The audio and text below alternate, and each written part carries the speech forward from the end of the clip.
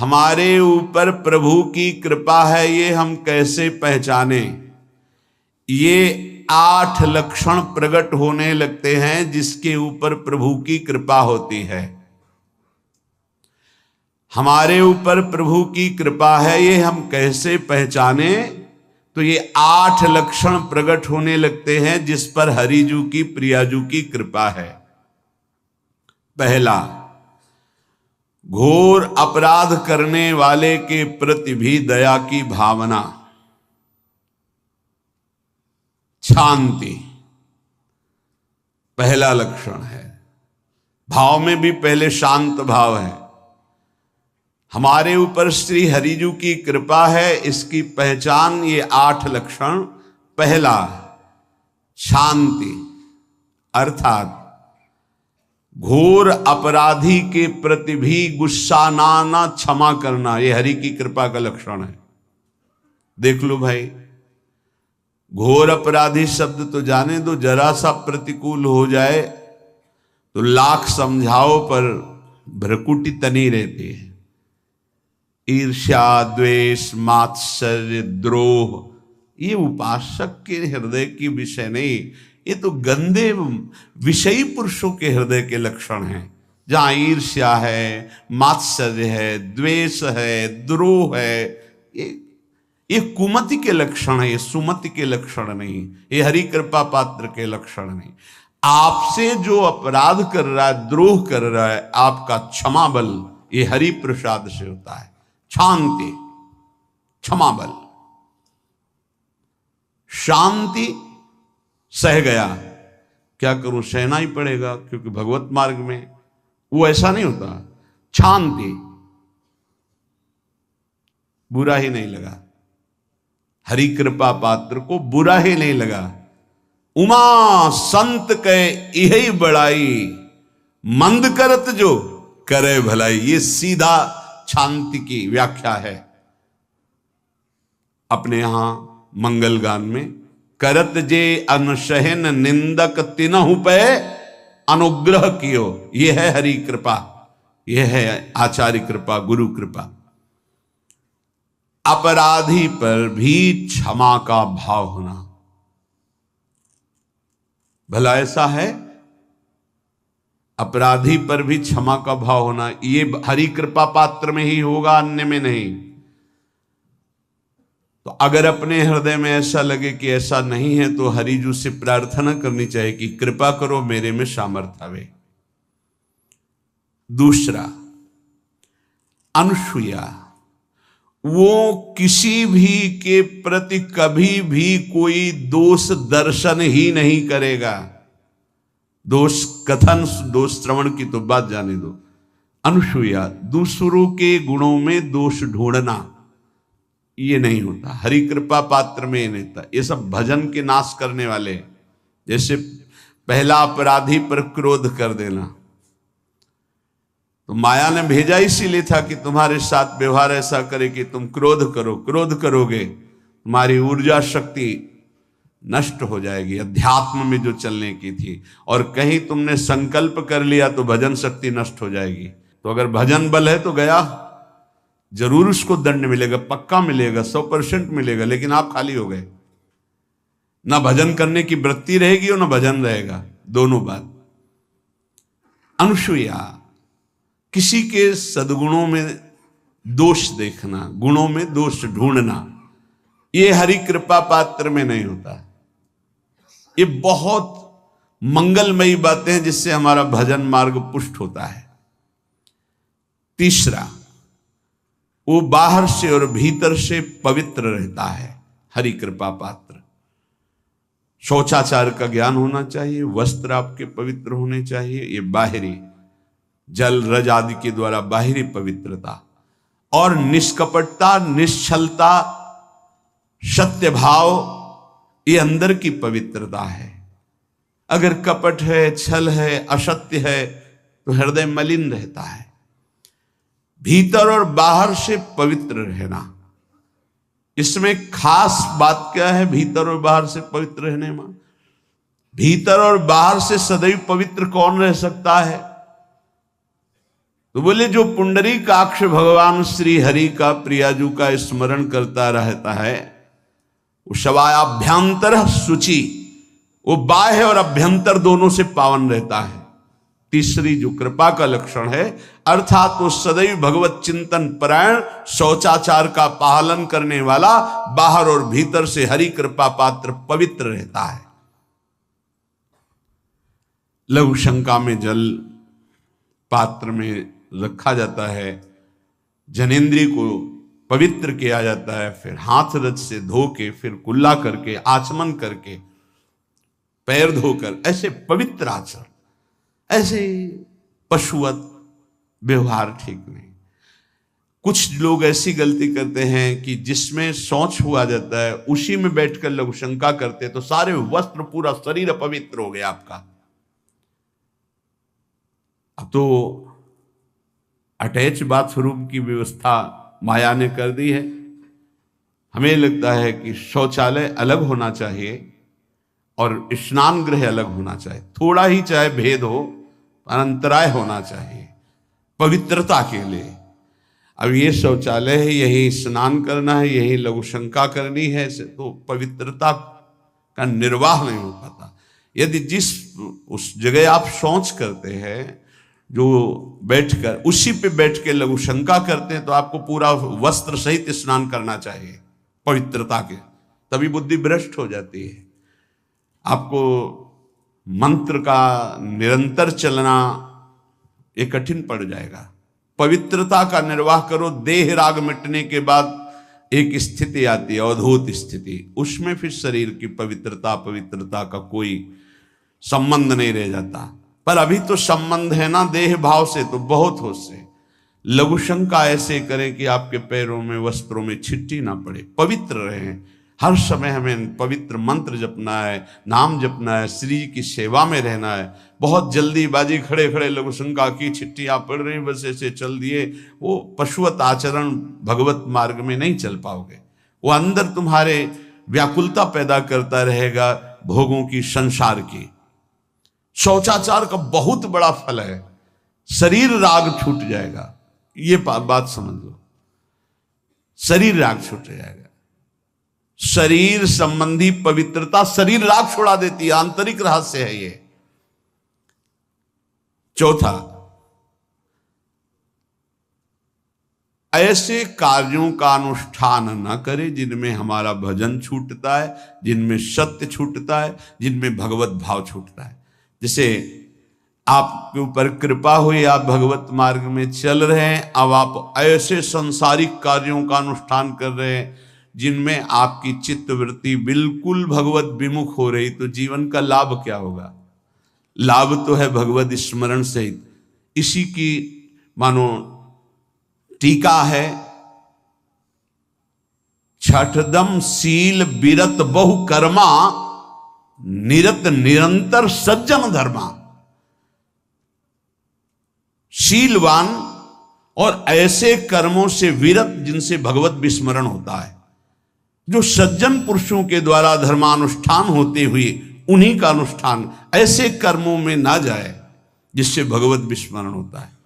जैसे कल एक ने प्रश्न किया कि मैं खाता तो नहीं हूं लेकिन मांस की दुकान में मांस बेचता हूं, होटल आदमी, क्या उचित है? ये उचित कैसे हो सकता है? तुम और भी तो व्यापार कर सकते हो। जरूरी है धर्म का पालन करने की इच्छा करते हो, धर्म आचरण करते हो, ऐसा नहीं।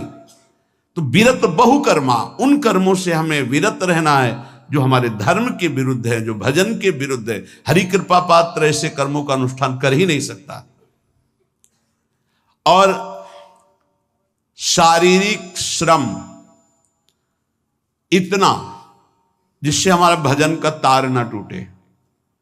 जब भजन का अभ्यास किया जाता है तो हर कार्य को सुचारू रूप से करते हुए एकाग्रता भजन में रखी जाती है। हम वो कार्य जल्दी से कर ही नहीं सकते जिसमें भजन छूट जाए और कार्य पूरा हो। नहीं, हम कार्य करेंगे, हमें छोड़ दीजिए, हम अपने चिंतन से युक्त होते बिल्कुल कार्य करेंगे। जैसे कई साधक हैं, उपासक हैं, बड़े अच्छे उपासक हैं, उनको आप कार्य दीजिए कि आप पानी गर्म कर दीजिए, पात्र बहुत सुंदर साफ होगा, पानी बहुत गर्म, लेकिन आप कह दीजिए कि 5 मिनट में गर्म करके ले, तो उनसे असंभव नहीं होगा, छोड़ दीजिए उनको आप। वो मतलब ऐसा कार्य करेंगे प्रशंसनीय, पर वो समय से, उनका एक सिद्धांत है, बहुत अच्छा लगता है। और अपने को पता है इससे जल्दीबाजी नहीं होनी, पात्र मार्जन करना है, छोड़ दीजिए आप उसको, टोकिएगा नहीं। आप जल्दी मांझ के, उससे नहीं होने वाला। वो तनिक भी दोष नहीं रहने देगा पात्रों में, पर समय दीजिए, आराम आराम शिव कर। हमें अच्छा लगता है, भगवत चिंतन परायण उपासक की यही वृत्ति होती है। पोछा लगाना है, बिल्कुल बढ़िया लगेगा, लेकिन आपको सर से घुमा दे वो ऐसा नहीं होगा। आप छोड़िए और जाइए, हटिए, और वो अपने ढंग से लगाएगा और एकदम क्लीन करके। यही उपासक का लक्षण होता है। जो कार्य करेगा सांगोपांग करेगा, पर वो बहुत मस्ती से होगा, क्योंकि उसका भगवत चिंतन चल रहा है। अधिक ऐसे जिससे हमारा चिंतन छूट जाए, थोड़ा संयम में आना चाहिए। ये भगवत कृपा पात्र का लक्षण है। अपने भजन का फल देखना, भगवत कृपा पात्र के सबको प्रदान कर देना। हिम्मत है, अपने भजन, इतनी मेहनत से किया हुआ भजन, भजन होने के बाद, हे प्रभु इस भजन का फल हो, सर्वे भवन्तु सुखिना सर्वे सन्तु निरामयः। यहां तो कहते हैं महाराज, एक माला रोज आपके लिए करता हूं कि आपकी बीमारी ठीक रहे, तो शेष किसके लिए करते हो प्रभु? शेष क्या? अगर इष्ट और गुरु के लिए तुम्हारा है कि एक माला करते, तो फिर इतनी माला करते तो हमें क्या होगा? सब आपको दे देंगे तो हमें क्या होगा? तभी भजन का रहस्य नहीं जाना। सबके मंगल के लिए अपने भजन को समर्पित कर देना। देखो भाई भजनानंदी, भजन में अरुचि होने लगेगी? नहीं होने लगेगी। सुबह से शाम तक पसीना चुआए हम, और भजन का फल दे दे सबको। तो इसका रहस्य बताते हैं। सबको जे भी कहा सर्वे भवन्तु सुखिना, तो सर्वत्र विराजमान भगवान वही पलटकर अनंत रूपों में आपके ऊपर बरस पड़ेंगे। ये आंतरिक रहस्य है। हमने जो भजन किया वो एक सीमा में था, और जब हमने संपूर्ण विश्व को दे दिया तो असीम बनकर वापस हुआ। ये भाव न समझ में, अगर ये भाव न कहे तो एकदम लगे हम अपना भजन क्यों दे दें सबको।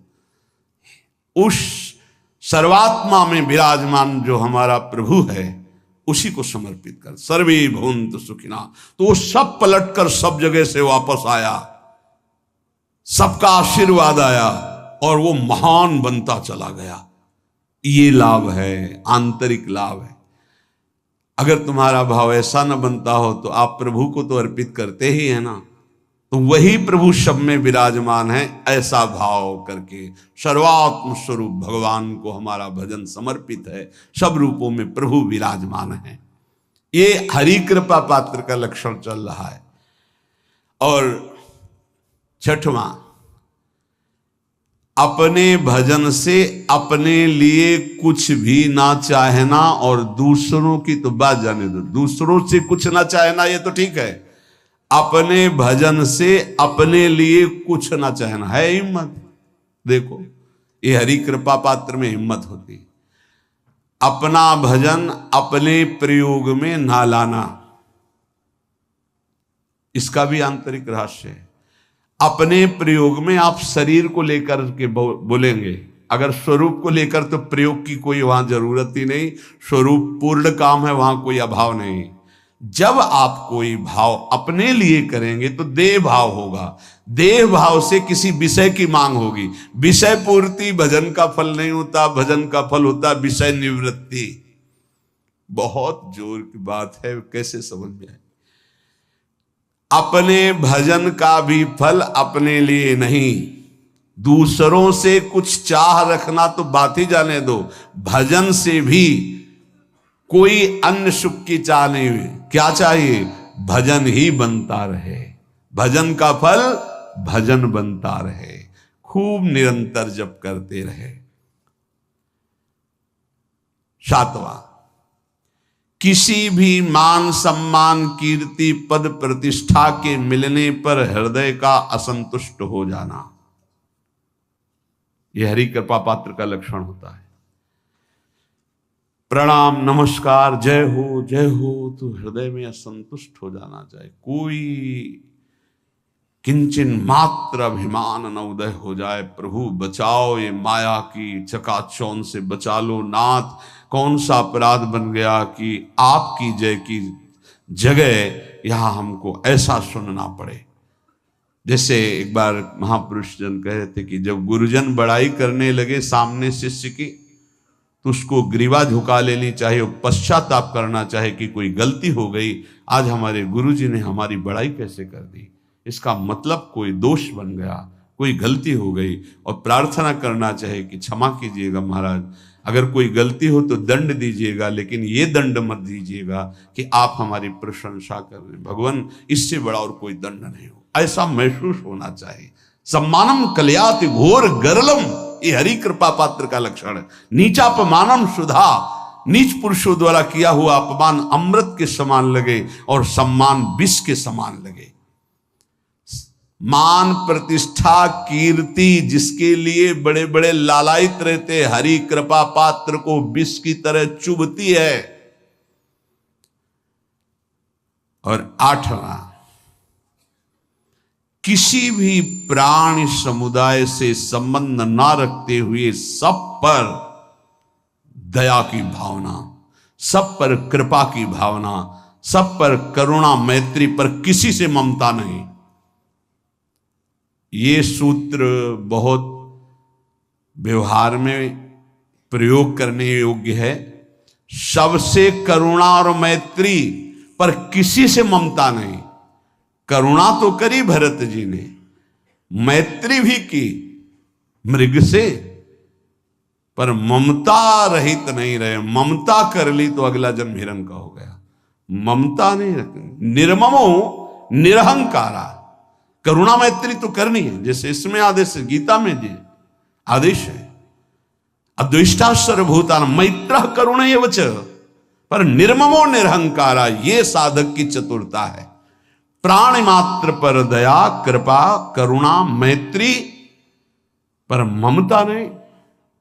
ममता किसी से, और यहां करुणा मैत्री ये तो गायब हो गई, केवल ममता रह गई है। अपने शरीर से ममता, शरीर संबंधियों से ममता, विषय भोगों से ममता, यही जहर है। संबंध में ये ममता ही जहर है, विचारों में अहंकार जहर है, कर्मों में ये आसक्ति जहर है।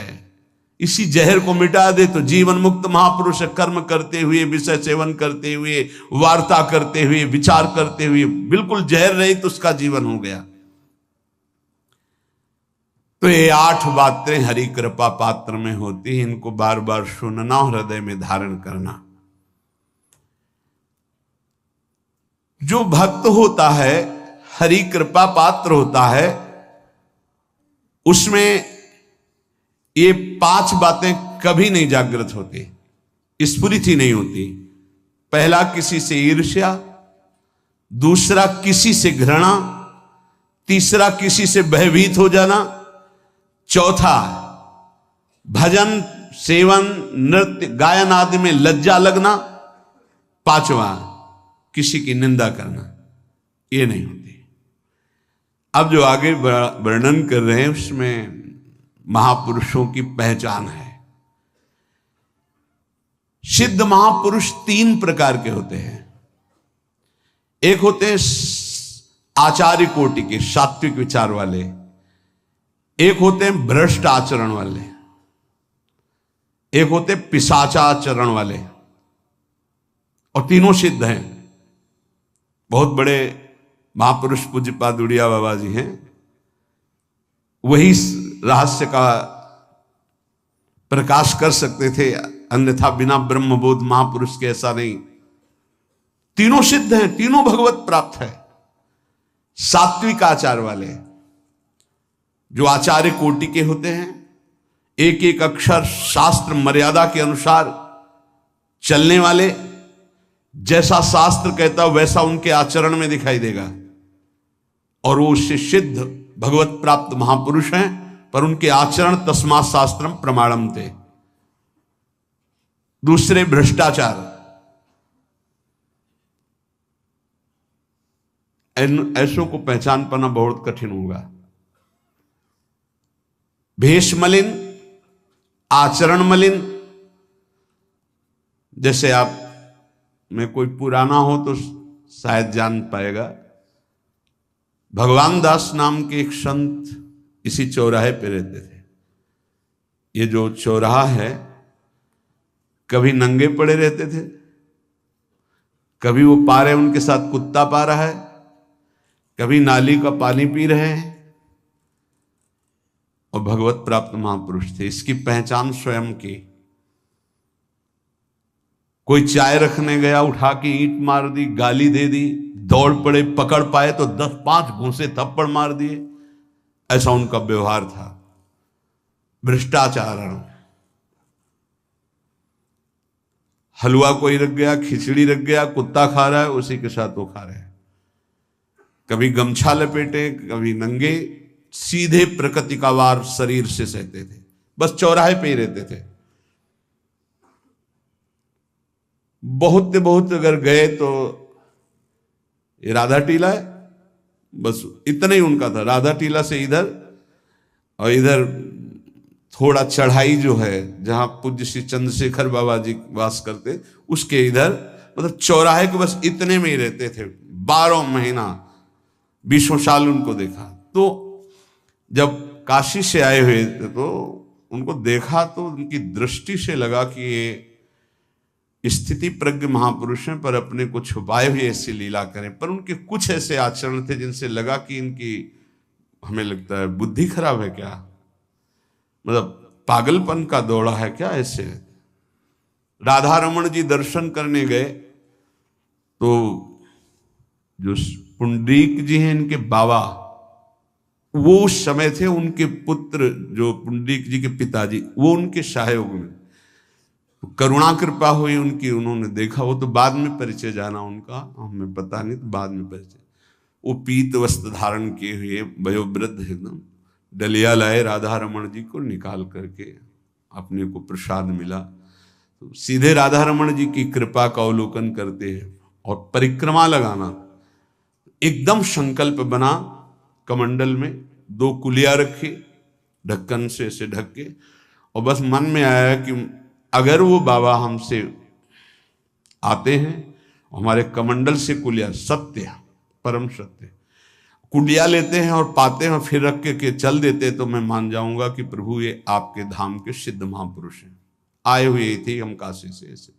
क्योंकि काशी में ऐसी लीलाएं देखी थी बड़े अवधूत कोटि के महापुरुषों को।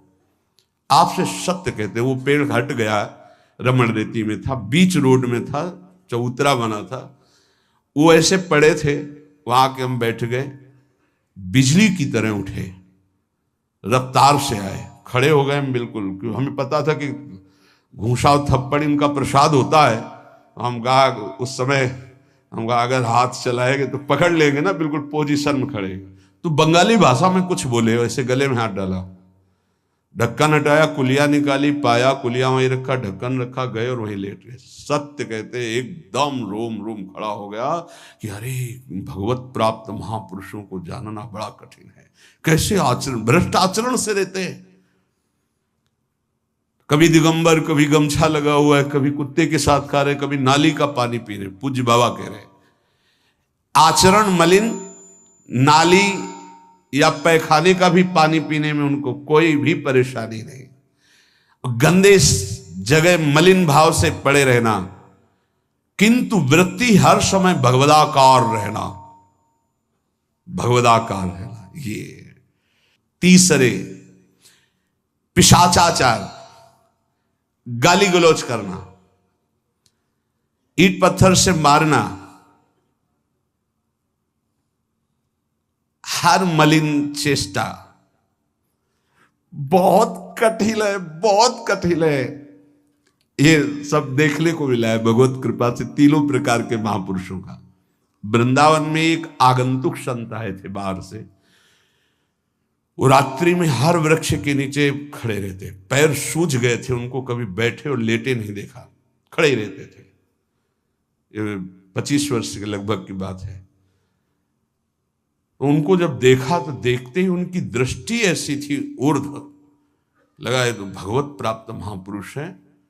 45 वर्ष की अवस्था हो, बस खड़े रहते थे, चरण उनके फट गए थे ऊपर से ऐसे खड़े खड़े। रात्रि में एक दिन हिम्मत की, बोलते नहीं थे वो, अरे लार बह रही है ऐसे गंदे कपड़े, तो महाराज जी आप कृपा करें। उस समय मदन टेर में कि आप आइए, तो सहज में से खड़े हो गए। तो आटे के 4 लड्डू हमें मिले हुए थे, तो उनका आप कृपा करके पाइए, पाले। तुमका आपका ये जो बाहरी परिवेश है और आपके जो बाहरी लीलाएं हैं, ये बाहरी लोग तो भले न समझ पाए, पर प्रभु मुझे ऐसा अनुभव होता है आप भगवत प्राप्त महापुरुष हैं। रो पड़े हो, कभी हमने उनको ऐसा नहीं देखा, रो पड़े। और उनका ये हमारे गुरुदेव की कृपा है। उनका कब से वृंदावन आप आए? बोले कुछ दिन हुए। बोले वृंदावन की रज का प्रभाव कितना दिव्य है कि अब जाने का मन नहीं होता है। पर आप अब दोबारा हमसे मिलने की चेष्टा मत कीजिएगा, कभी दूर से देख लीजिएगा, पर आप कभी मिलिएगा नहीं। आप भक्त हैं इसलिए आपसे संभाषण कर लिया। ये तो आपने सुना सुबह की लीला, ईंट चल रही थी उनपे, वो दिगंबर खड़े थे, ईंट मार रहे थे लोग, परिक्रमा वाले लोग उनको ईंट मार रहे थे, कई जगह उनके ईंट लगी। उनको लग रहा था ये पागल है, नहीं पहचाना जा सकता।